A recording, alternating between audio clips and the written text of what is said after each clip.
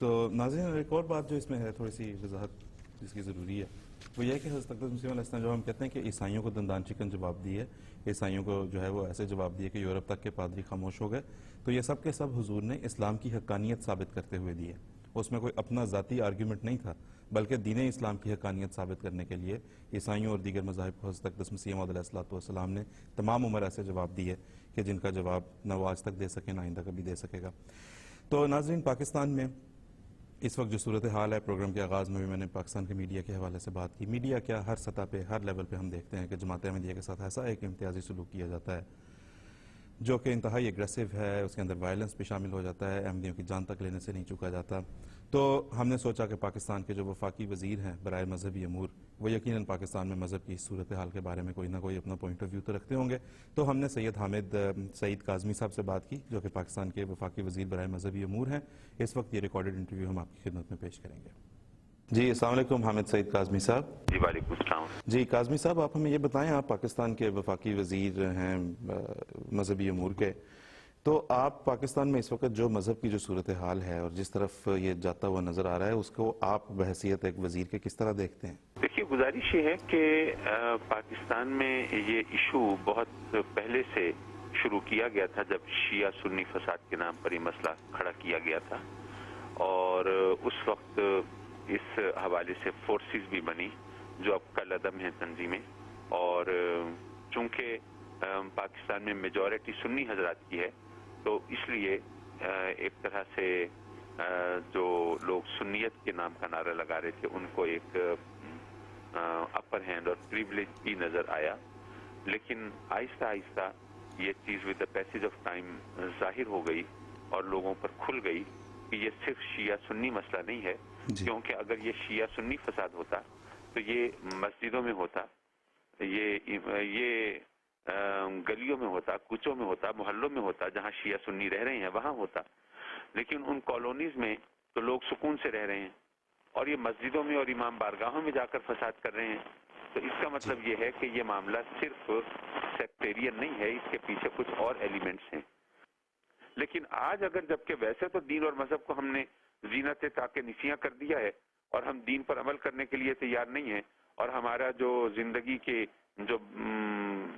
شب و روز ہیں وہ گواہی دے رہے ہیں کہ ہم حلال حرام کی تمیز بھی اس طرح پیش نظر نہیں رکھتے جس طرح رکھنی چاہیے، لیکن ہم مسلک اور مذہب کی بنیاد پر یہ فساد اور خونریزی کر رہے ہیں. تو اس کا مطلب یہ ہے کہ اس کے پیچھے کچھ اور فیکٹرز ہیں، کچھ اور عوامل ہیں، ہمیں ان کو سمجھنے کی ضرورت ہے. یہ خالصتاً دینی اور مذہبی مسئلہ نہیں ہے بلکہ اس کے اندر کچھ اور سازشیں ضرور شامل ہیں. جی کاظمی صاحب، آپ نے ابھی جو سنی شیعہ کی مثال دی یہ بالکل درست بات آپ نے فرمائی ہے، لیکن آپ سے میں یہ گزارش کرنا چاہوں گا کہ دیکھیں نہ سنیوں کے خلاف کوئی قانون موجود ہے نہ شیعوں کے خلاف کوئی قانون ہے. پاکستان کا آئین اگر کسی کو غیر مسلم قرار دیتا ہے تو وہ صرف اور صرف احمدیوں کو غیر مسلم قرار دیتا ہے، اور اس کے نتیجے میں آپ دیکھیں کہ ہوتا کیا ہے، اور خاص طور پہ ابھی 28 مئی والا واقعہ بھی آپ کے سامنے ہے. میں عرض کروں گا کہ یہ تصور اور یہ تاثر بالکل غلط ہے کہ پچھلے مہینے جو لاہور کے اندر قادیانیوں کی عبادت گاہ پر جو حملہ ہوا ہے تو وہ ان قوانین کے نتیجے میں ہے. یہ قوانین تو 1974 میں پاس ہوئے تھے، بلکہ وہ جو قوانین ہیں اگر آپ غور کریں تو دراصل اس قسم کے واقعات کے راہ میں سد باب ہوتے ہیں، رکاوٹ بنتے ہیں. وہ اس لیے کہ دیکھیے اگر کوئی دین اور مذہب کے نام پر یا بلیسفیمی کے حوالے سے اگر کوئی واقعہ رپورٹ کیا جائے، اگر کوئی قانون ہوگا تو ظاہر ہے کہ پبلک ڈیمانڈ کرے گی کہ قاعدے اور قانون کے مطابق ایکشن لیا جائے. لیکن اگر کوئی قانون نہیں ہوگا تو پھر لوگ جو ہیں وہ مذہبی غیرت کی وجہ سے اور وہ کہیں گے کہ اچھا جی جب ملکی قانون اجازت نہیں دیتا تو ہماری، جیسے اب غازی علم دین شہید کا واقعہ سامنے آتا ہے تو یہ واقعہ جو لاہور کا ہے یہ اس انداز سے نہیں ہے. دنیا جانتی ہے کہ یہ تو شرپسندوں نے صرف اس کا بھی میں پس منظر بتا دوں وہ مسئلہ کیا ہے. ایک فیکٹر یہ تھا، لوگ الزام یہ آ رہا تھا ان ایکسٹریمسٹ پر جو مسجدوں میں اور ان جگہوں پہ حملے کر رہے تھے، ان پر الزام یہ تھا کہ یہ شراب خانوں پر حملے نہیں کرتے، یہ کیسینوز پر حملے نہیں کرتے، یہ فحاشی کے اڈوں پر یہ حملے نہیں کرتے، یہ حملے کرتے ہیں تو مسجدوں میں اور امام بارگاہوں میں اور دینی تقاریب میں کرتے ہیں، تو یہ سیکٹیرین وائلنس ہے، ان کے ایمز اینڈ ٹارگٹس کچھ اور ہیں. تو انہوں نے وہ عوامی رائے کو بدلنے کے لیے کہ دیکھیں جی ہم تو احمدیوں اور غیر مسلموں اور یہ دین کے دشمنوں کے خلاف ہم یہ کارروائی کر رہے ہیں، تو انہوں نے ایک طرح سے اپنی دانش میں پبلک اوپینین چینج کرنے کے لیے کام کیا ہے۔ یہ در حقیقت احمدیوں کے خلاف اس قانون کا، امتیازی قانون کا نتیجہ نہیں ہے۔ جی، آپ نے ابھی بات کی کہ گلی محلوں میں لوگوں کے محفوظ ہونے کی، تو یہ جو آرڈیننس ہے 1984 کا، جسے آپ کے قانون کی زبان میں امتناع قادیانیت آرڈیننس کہتے ہیں، اس کے مطابق تو احمدی گلیوں محلوں میں بھی کہاں محفوظ رہے ہیں؟ اتنے بے شمار واقعات موجود ہیں کہ جہاں پہ پبلک نے ان کو ٹارگٹ کیا ہے۔ میں عرض کر رہا ہوں کہ یہ تو دیکھیے نا، اگر کوئی اس قسم کا کوئی واقعہ آپ رپورٹ کریں کہ جی انہوں نے یہ سفر کیا ہے، ان کو یہ ان مشکلات کا سامنا کرنا پڑا ہے، ان کے خلاف اس طرح سے زیادتیاں ہوئی ہیں، اور مزے کی بات یہ ہے کہ بلیسفیمی لا جو ہے پاکستان میں، جس کو ٹارگٹ کر کے یہ تمام چیزیں کی جا رہی ہیں، تو ان کے کیسز جتنے خود مسلمانوں کے خلاف رجسٹر ہوئے ہیں اتنے نان مسلمز کے خلاف تو نہیں ہوئے، اور مزے کی بات یہ ہے کہ آج تک کسی بھی کیس میں کسی کے خلاف سزا بھی نہیں ہوئی۔ یعنی وہ چیزیں جو کہ اپنے نتائج کے اعتبار سے ہمارے سامنے ہیں۔ دیکھیے، میں آج کوئی قانون بنا رہا ہوں تو آپ اس پر اعتراض کر سکتے ہیں، لیکن ایک قانون بنا ہوا ہے اور اس کے کانسیکوینسز ہمارے سامنے ہیں، تو پھر اس پر اعتراض کرنا تو صرف برائے اعتراض ثابت ہوگا نا۔ وہ جب ہمارے سامنے یہ چیز ہے کہ وہ بلیسفیمی لا کے تحت جو میجورٹی مور دین 70% جو مقدمات ہیں وہ خود مسلمانوں کے خلاف ہوئے ہیں، وہ کسی غیر مسلم مائنورٹی کے خلاف نہیں ہوئے، غیر مسلم مائنورٹی کے خلاف بہت کم ہوئے ہیں، تو یہ تمام چیزیں بتا رہی ہیں کہ یہ کسی کو ڈسکریمنیٹ کرنے کے لیے، کسی کو ٹارگٹ کرنے کے لیے، وکٹمائز کرنے کے لیے کام نہیں ہوا ہے۔ تو پھر کاظمی صاحب، ایک ایسا قانون جو خود الٹا مسلمانوں پہ ہی پڑ رہا ہے، جسے مسلمان ہی ایک دوسرے کے خلاف استعمال کر رہے ہیں، جس کے نتیجے میں کوئی امن معاشرے کا پیدا ہونا تو دور کی بات، امن معاشرے کا برباد ہو چکا ہے، ایسے قوانین کو آپ ریوائز کرنے کے بارے میں نہیں سوچیں گے؟ مطلب یہ کہ آپ جب آپ نے یہ دیکھا کہ یہ احمدیوں کے خلاف نہیں ہے، تو آپ اس لحاظ سے، یعنی آپ ہر لحاظ سے اس قانون کو ریوائز کرانا چاہتے ہیں۔ جی، لیکن آپ یہ دیکھیں نا کہ اس کے نتیجے میں جتنی قتل و غارت گری ہوئی۔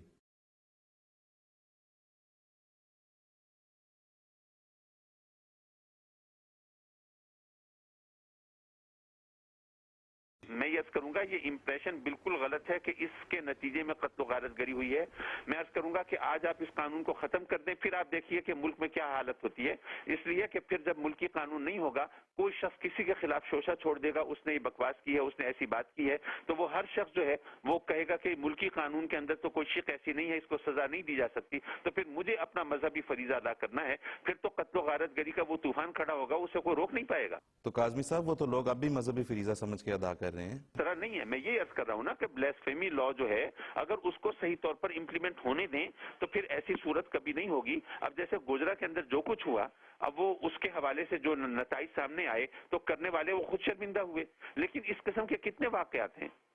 پاکستان میں، اس قسم کے کتنے واقعات ہوتے ہیں۔ آپ یہ دیکھیے کہ بلیسفیمی لا کی آڑ کے اندر کتنے قتل و غارت گری ہوئی ہے، اور ویسے سیکٹیرین وائلنس جو ہے، یا جس طرح ویسے ہی خودکش حملے ہو رہے ہیں اور دین اور مذہب کے نام پر جو انتہا پسندی کا مظاہرہ ہو رہا ہے، ان کی کوئی ریشو ہی نہیں بنتی آپس میں۔ تو کاظمی جو صاحب، مسجدوں میں دھماکے ہو رہے ہیں وہ بلیسفیمی کی وجہ سے تو نہیں ہو رہے۔ جی کاظمی صاحب، جس کو آپ کی قانون کی زبان میں کہتے ہیں نا امتناع قادیانیت آرڈیننس 1984 کا، جو اینٹی احمدی قانون ہے، آرڈیننس ہے، اس کے نتیجے میں آپ دیکھیں کہ پولیس، باوردی پولیس ہماری مساجد میں جاتی ہے، گھستی ہے، کلموں کے اوپر کالک لیپتی ہے، کلموں کو توڑتی ہے۔ جب پبلک پولیس کو یہ کچھ کرتے ہوئے دیکھتے، قانون نافذ کرنے والے اداروں کو یہ کرتے ہوئے دیکھتی ہے، انتظامیہ کو ان کے خلاف کوئی ایکشن نہ لیتے ہوئے دیکھتی ہے، تو اس سے ان کو کیا میسج ملتا ہوگا؟ غارت گری کے حوالے سے بات کرنا چاہتے ہیں یا کلمہ لکھنے کے حوالے سے بحث کرنا چاہتے ہیں؟ جی، لیکن آپ یہ دیکھیں نا کہ اس سے جو جماعت احمدیہ کی پرسیکیوشن ہے وہ اسٹیٹ بیکڈ ہو جاتی ہے، اس کو حکومت کی پشت پناہی مل جاتی ہے۔ بات ظلم اور بربریت، یعنی آپ یہ سمجھتے ہیں کہ اگر کلمہ کہیں پہ لکھا ہوا ہے اور اگر وہ کلمہ جو ہے وہ مٹایا گیا ہے تو ظلم اور بربریت شروع ہو گئی ہے؟ جی بالکل، میں اس کو ظلم اور بربریت سمجھتا ہوں۔ آپ نہیں سمجھتے کلمہ طیبہ کو جو ہے وہ کہیں پہ اس کے اوپر کالک لیپی جائے، توڑا جائے، کیا اس کو آپ نہیں سمجھتے کہ یہ ظلم اور بربریت ہے؟ ایسا ہوتا دیکھ کے لوگوں کو یہ پیغام نہیں ملتا ہوگا کہ احمدی جو ہیں یہ فری فار آل ہیں؟ یہ پوچھ رہا ہوں کہ یہ اس قسم کے واقعات جو ہیں یہ اس کو آپ ظلم و بربریت قرار دے رہے ہیں، لیکن پاکستان میں قادیانیوں کے خلاف دہشت گردی، قادیانیوں کو اس طرح ٹارگٹ کلنگ کے کتنے واقعات ہیں، اور اس کو ذرا کمپیئر کریں ان تمام واقعات سے جو کہ ویسے مسجدوں میں، یہاں پہ جناب پنڈی میں اور جگہ جگہ، ظاہر میں ایک آدھ مثال کیا دوں، ایسی بے شمار تو وہ علماء کو اور دیندار لوگوں کو کبھی جنازوں میں، کبھی امام بارگاہوں میں، کبھی عزاداری کے جلوسوں میں، کبھی محرم کے جلوسوں میں جو واقعات ہوئے ان کو آپ کمپیئر بھی نہیں کر سکتے. تو وہ ایک واقعہ جو پچھلے مہینے ہوا اور جس کی بیس بھی جو تھی جس انداز سے وہ بھی میں نے بیان کر دی، آپ اس کو بیان کر کے صرف ایک کمیونٹی کی بات کر رہے ہیں تو میرا خیال ہے یہ تو جسٹیفائیڈ نہیں ہے. دیکھیں میں سمجھتا ہوں کہ جو گوجرا میں جو عیسائیوں کے ساتھ ہوا وہ بھی میں سمجھتا ہوں کہ غیر اسلامی تھا، اسلام اس کی اجازت نہیں دیتا. شیعہ سنی کو، سنی شیعہ کو مارے، اسلام اس کی بھی اجازت نہیں دیتا. ہر آدمی کا ذاتی فیصلہ ہوتا ہے مذہب. ہاں جی، لیکن آپ یہ دیکھیں کہ ان دیگر فرقوں کے مذہب کے معاملے میں کہیں اسٹیٹ ڈیفائن نہیں کر رہی ان کے مذہب کو. ان کو یہ نہیں کہہ رہی کہ تم یہ کہو، یہ نہ کہو، یہ کرو. میں اس حوالے سے بات کر رہا ہوں کہ یہ سب احمدیوں کے معاملے میں یہ اسٹیٹ بیکڈ ہو جاتا ہے. میں عرض کروں گا کہ دیکھیے وہ تو اب قانون کی مختلف شقیں ہوتی ہیں، اس کے مختلف کلوزز ہوتی ہیں، اس کے مطابق کام ہوتا ہے. میں ان تمام ڈیٹیلز کو تو ظاہر ہے کہ اس وقت ٹیلی فون پر ڈسکس نہیں کر سکتا، اور لیکن یہ کہ ہر ایک کو کے لیے لیمٹس رکھ دی جاتی ہیں، بنا دی جاتی ہیں، اور اسی لیے اس کے مطابق ہی چلا جا سکتا ہے. لیکن اسلام کے حوالے سے تو میں نے کہا کہ ذمیوں کے حقوق جو ہیں وہ جتنے زیادہ ہیں، اگر اس کو صحیح طور پر آبزرو کیا جا سکے اور یہ اس طرح کے شوشے نہ چھوڑے جائیں جس طرح کے اس وقت چھوڑا جا رہا ہے کہ یہ ان کے ساتھ زیادتی ہو رہی ہے، یہ جو قانون جو ہے امتیازی ہے، تو ان کا تحفظ حکومت کی ذمہ داری ہوگی. لیکن جب اس طرح کی باتیں ہوں اور یہ امپریشن دینے کی کوشش کی جائے کہ یہ حکومت جو ہے یہ قوانین بدل دے گی اور اس طرح ہو جائے گا، تو عوام کے اندر وہ پھر حکومت کے خلاف بھی جذبات شروع ہو جاتے ہیں، قوانین پر اعتماد اور احترام بھی ختم ہو جاتا ہے اور پھر وہ اپنی من مانی کرنے لگتے ہیں. اگر ہم ذرا تھوڑا سا ریئلسٹک ہو کے سوچیں تو یہ تمام چیزیں اس انداز سے بڑے آرام سے چل سکتی ہیں اور چلتی رہی ہیں. کیا یہ اس قسم کے واقعات جو ہیں اسلام کی تاریخ کے اندر، کیا آپ سمجھتے ہیں کہ اس قسم کے قوانین نہیں تھے؟ لیکن اس وقت ذمیوں کے ساتھ کبھی بھی زیادتی نہیں ہوئی. اصل چیز امپلیمنٹیشن کی ہے کہ ان قوانین پر صحیح طور پر عمل درآمد ہو. جی، تو آپ بطور وفاقی وزیر مذہبی امور کے کیا کر رہے ہیں کہ مطلب ان قوانین کو دوبارہ متعارف کرایا جائے جو کہ حضرت اقدس محمد مصطفیٰ صلی اللہ علیہ وسلم نے اسلامی ریاست کے لیے وضع فرمائے تھے؟ جی، اس کے لیے ظاہر ہے کہ میرے پاس امپلیمنٹیشن پاور تو نہیں ہے. میرے پاس تو یہی بات ہے جو میں لوگوں کو بتاؤں، ان کو بتاؤں کہ جی اسلام کا اصل چہرہ کیا ہے، اصل تعلیمات کیا ہیں، اس میں ذمیوں کے حقوق کیا ہیں، اس میں اگر کوئی مسیحی ہے، اگر کوئی یہودی ہے، اگر کوئی مرزائی ہے تو اس سے وہ زندہ رہنے کا حق نہیں چھینا جا سکتا، بلکہ اس کو عقیدے کے مطابق اس کو زندہ رہنے کا حق دینا یہ اسلامی ریاست کی ذمہ داری بنتی ہے. یہ تمام چیزیں ہم اپنی سپیچز میں اپنے قلم کے ذریعے، زبان کے ذریعے، اپنے عمل کے ذریعے ہائی لائٹ کرنے کی کوشش کرتے ہیں. لیکن جب اس قسم کی باتیں پبلک میں پیدا کرنے کی کوشش کی جاتی ہے، کبھی کسی این جی او کی طرف سے، کبھی کسی طرح سے، اور پھر اخبارات کے اندر شوشے چھوڑے جاتے ہیں، جی حکومت جو ہے یہ قانون بدلنے پہ جا رہی ہے، لوگوں کے اندر ایک جوش، جذبہ، غصہ، غم کی کیفیت بڑھتی ہے، جس کے نتیجے میں اس قسم کے حادثات ہوتے ہیں. جی کاظمی صاحب، مجھے یہ بھی بتاتے چلیں کہ آپ سمجھتے ہیں کہ اگر آزادانہ کا لفظ واپس ڈال دیا جائے جہاں سے وہ نکالا گیا تھا تو کیا پھر جو ہے وہ لیوڈ ہیپیلی ایور آفٹر کی فضا قائم ہو جائے گی معاشرے میں؟ نہیں، بدلنے کی کوئی بات نہیں ہو رہی. مجھے نہیں پتا آپ کو کہاں سے سینس ملی ہے کہ کوئی بدلنے کی بات ہو رہی ہے. جی، یہ جو پچھلے دنوں ابھی بات چلی کہ ضیاء الحق صاحب نے آزادانہ کا لفظ نکال دیا تھا آبجیکٹیوز ریزولوشن میں سے، کہ اگر کسی وقت اس کے حوالے سے کوئی تحریک آئی تو اس پہ ہم دیکھیں گے کہ وہ آزادانہ کے لفظ کو کوئی مس یوز تو نہیں کر سکتا اور کیا صورتحال ہے. لیکن ظاہر ہے کہ آزادانہ کا لفظ جو ہے یہ اس کے اندر کوئی قباحت نہیں ہے، لیکن وہ اس کا یہی تعبیر اور تشریح کی بات ہوتی ہے نا. آج کل حکومت اور عدلیہ میں بھی یہی تو ٹھنی ہوئی ہے کہ تعبیر اور تشریح آئین کی اور قانون کی کس انداز سے کی جائے گی. کاظم صاحب، جو مرزائی لفظ آپ نے ایک سوال اس کے بارے میں اگر بتا دیں. ایک آخری بات ہو گئی، میں لوگوں کے ہجوم میں بیٹھا ہوں. میں بس بالکل پروگرام کو I cannot continue that now. یہاں پہ میں اس کو بات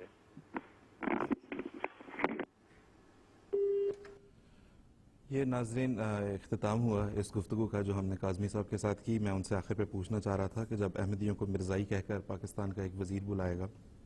تو لوگوں کو اس سے کیا میسج ملے گا. تو لیکن بہرحال وہ گفتگو کا انہوں نے وہیں پہ منقطع کر دیا. دوسری بات، گفتگو کے دوران آپ دیکھیں کہ خود انہوں نے یہ لفظ استعمال کیا کہ یہ سب کچھ جو ہوا یہ اس امتیازی قانون کی وجہ سے نہیں ہے. تو at the back of their mind تو بہرحال ان کو خود بھی پتا ہے کہ یہ کس طرح سے امتیازی بن جاتا ہے یہ قانون. اور دوسرا، مجیب الرحمان